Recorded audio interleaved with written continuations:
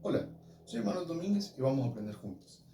Bien, vamos a hablar sobre los niveles de organización de la materia, vamos a hablar sobre su definición, vamos a ver un poco, digamos, su utilidad, digamos, para qué sirve saber los niveles de organización de la materia y vamos a ver cuáles son esos niveles. ¿Estamos? Bien.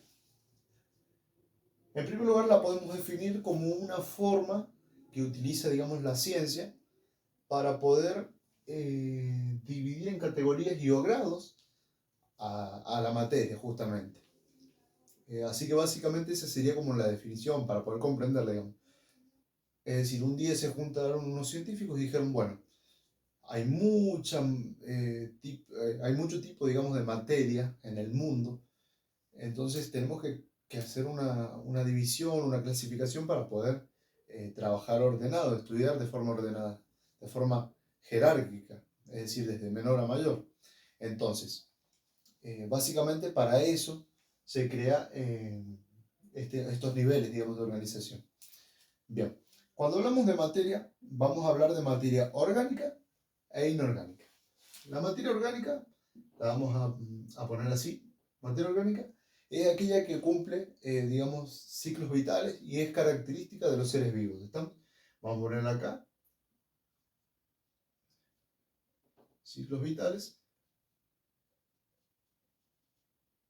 y es característica de los seres vivos.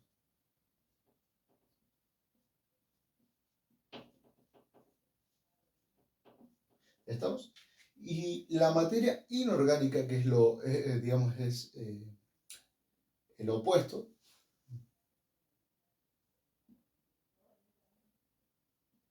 es todo lo contrario. Es decir, no cumple ciclos vitales, por lo tanto, no es característica de los seres vivos. ¿Estamos? Así que le vamos acá para recordarlo, todo lo opuesto. ¿Estamos? Bien. Recuerden que la materia, yo lo anoté acá en orillita para que también lo anoten en carpeta, y es un concepto importante para poder saber, poder saber y comprender ciencia. Recuerden que la materia es todo aquello que tiene masa y que ocupa un lugar en el espacio y en un tiempo determinado. ¿Estamos? Eso tienen que recordarlo siempre. Bueno, ya dijimos un poco de qué se trataba, eh, la definición, digamos, de lo que es el nivel de organización de la materia. Digamos, hablamos sobre su utilidad y ahora vamos a hablar sobre cuáles son esos niveles. En algunos libros les va a aparecer antes del átomo el nivel subatómico. Cuando hable de nivel subatómico, y si ustedes lo encuentran por ahí, lo van a encontrar, se va a tratar de todo lo que son protones, electrones y neutrones, digamos, que son, digamos, son esas partículas más pequeñas o estructuras más pequeñas que van a formar al átomo, ¿no? Algunos libros lo mencionan, algunas fuentes científicas también, y hay otra parte que no, así que podría ser como tampoco no. Eso va a quedar a criterio de cada uno. Pero lo menciono para que también lo tengan en cuenta. Es importante saberlo también. Esas estructuras pequeñas, que son los protones, los neutrones y electrones, van a formar los átomos, el nivel atómico. En este nivel atómico, básicamente tenemos que saber que son estructuras individuales. Es decir, es uno, no más de uno. Por ejemplo, átomos individuales, el átomo de hidrógeno, el átomo de oxígeno, el átomo de calcio, el potasio, el fósforo, el sodio, el nitrógeno, todos esos átomos individuales. ¿Estamos? Estos átomos, si se unen entre sí, es decir, uno o más átomos, van a formar moléculas. ¿Estamos? Entonces, cuando se trate de un átomo, es el nivel atómico. Cuando se hable de de dos o más átomos, vamos a hablar de moléculas. Eso hay que tenerlo en cuenta. Las moléculas, como dije recién anteriormente, se va a formar por dos o más átomos. Y un ejemplo típico es la molécula de agua. Fíjense que la molécula de agua está formada por dos diferentes átomos, el átomo de hidrógeno y el átomo de oxígeno. En este caso, como es agua, es H2O, entonces son dos átomos de hidrógeno y uno de oxígeno. Ese sería el caso de una molécula. También podría ser otro tipo de molécula, por ejemplo el sulfato de cobre. El sulfato de cobre está formado por cobre, sulfato y oxígeno. Por ejemplo, fíjense que está formado por más átomos. Bueno, entonces estas moléculas se van a ir uniendo para formar estructuras, y estas estructuras estas estructuras que se forman son las organelas. Las organelas, que es el tercer nivel, son aquellas que van a formar a la célula. Recuerden que las organelas serían, por ejemplo, los cloroplastos, que yo noté acá el ejemplo, que son las que se encuentran en las células vegetales, y bueno, realizan funciones fotosintéticas. Pero también otro ejemplo podría ser los ribosomas, lisosomas, retículo endoplasmático liso, rugoso, pared celular, membrana plasmática, etc., ¿no? Esas serían las organelas. Estas organelas en conjunto van a formar el cuarto nivel, digamos, de la materia, que sería la célula en sí. Recordemos que las células se van a clasificar en células eucariotas y procariotas.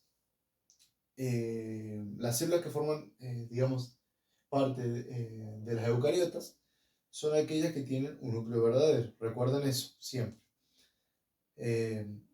Son características de los seres humanos, de los animales, de las plantas, digamos. Y las procariotas son aquellas que no tienen un núcleo verdadero y que se encuentran, o sea, son características de, por ejemplo, las bacterias. Las bacterias son procariotas. Las células se van a juntar entre sí, células iguales, y van a formar tejidos. Es decir, un ejemplo de un tejido es el tejido epidérmico. El tejido epidérmico es el tejido que se encuentra en el exterior de la piel, en lo más externo de la piel. Es decir, yo no puedo unir células del músculo cardíaco con células del tejido epidérmico para formar un tejido, porque son diferentes células. Entonces, la primera característica fundamental que tiene que ocurrir, digamos, es que sean células iguales. Es decir, en este caso, si se va a formar un tejido epidérmico, tienen que ser células epidérmicas. Entonces, estas células se van a ir uniendo entre sí y van a ir formando un tejido. En este caso, el tejido epidérmico. Estos tejidos se van a ir, digamos, uniendo entre sí para formar los órganos. Los órganos, por ejemplo, son los que nosotros tenemos en el interior en el interior y en la parte externa también de nuestro cuerpo. Por ejemplo, un órgano, para ejemplificar, sería el corazón, que yo lo noté acá. Podría ser el pulmón, podría ser el riñón, podría ser el hígado, etcétera, ¿no? Bien. Estos órganos se van a ir uniendo entre sí en el organismo para formar el sistema de órganos. Es decir, si yo al sistema respiratorio, por ejemplo, le saco el pulmón, no estaría funcionando por completo. ¿Por qué? Porque tienen que estar todos los órganos unidos entre sí para recién formar el sistema completo, el sistema respiratorio completo, y que no le falte ninguna de sus partes, y recién ahí va a funcionar el sistema, ¿no es cierto?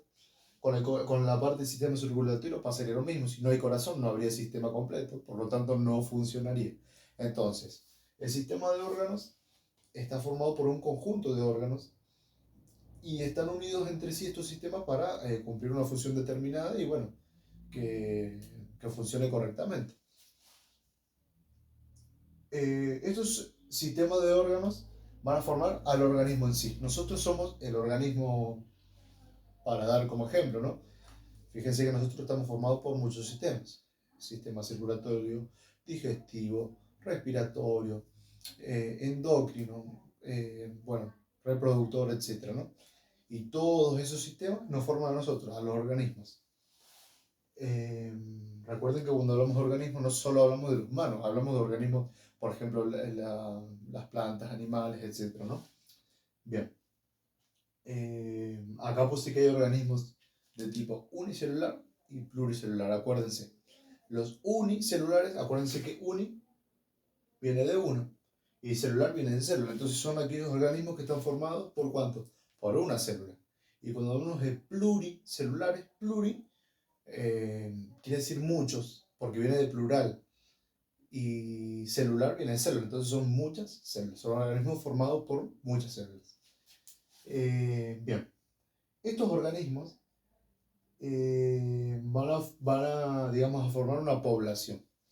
Cuando hablamos de población, son aquellos organismos que son todos iguales y están en un lugar y tiempo determinado. Por ejemplo, un conjunto de cebras, que son todas iguales y están en un solo lugar, digamos, en un lugar y tiempo determinado. Estas cebras, cuando están en un lugar, pero no solo hay cebras, sino que ahora también ya hay elefantes, un grupo de leones, un grupo de ciervos, entre otros animales, ya pasa a ser una comunidad. ¿Por qué? Porque una comunidad, o cuando hablamos de comunidad, son un conjunto de diferentes especies en un lugar y en un tiempo determinado. Para darles un ejemplo, imagínense un desierto en donde se encuentren ese conjunto de cebras, pero también se encuentran otras especies juntas también, ¿no? Eso sería una comunidad. Cuando estas comunidades, digamos, se encuentran en un lugar determinado, están todas las especies, pero también hay otra comunidad con diferentes especies, se va a formar un ecosistema. ¿Estamos? Este ecosistema, van estos ecosistemas, digamos, donde se encuentran todas las especies, todos los animales, estos ecosistemas entre sí, van a formar lo que le llamamos bioma. Los biomas es el conjunto de todos los ecosistemas de la Tierra. Pero hay algo particular que hay que tener en cuenta. Cuando hablamos de biomas, son aquellos ecosistemas que comparten características similares. Y por último tenemos a la biosfera, que la biosfera ya sería el mayor nivel de organización de la materia, es decir, es el último. Este nivel lo que va a hacer es, digamos, lo que va a hacer, va a estar comprendida, digamos, por toda la materia. Es decir, tanto la materia orgánica como la materia inorgánica. ¿Estamos? Recuerden que acá tenemos el concepto, materia orgánica cumplía ciclos vitales y era característica de los seres vivos, y la materia inorgánica era todo lo contrario. Entonces, sería ya todo. Así que, bueno, básicamente eso sería como lo más básico para poder, digamos, comprender ya todo lo que es los niveles de organización de la materia, su importancia, y bueno, y su clasificación. ¿Estamos? Bueno, espero que hayan podido comprender. Cualquier duda lo escriben en los comentarios. También voy a dejar ahí mi correo electrónico, mi WhatsApp, por si, mis redes sociales también, por si quieren consultar alguna duda. Bueno, los espero en los próximos videos. Si tienen algún tema específico que quieran aprender, también lo pueden sugerir. Así que bueno, muchas gracias por ver mis videos y los espero en el próximo. Nos vemos.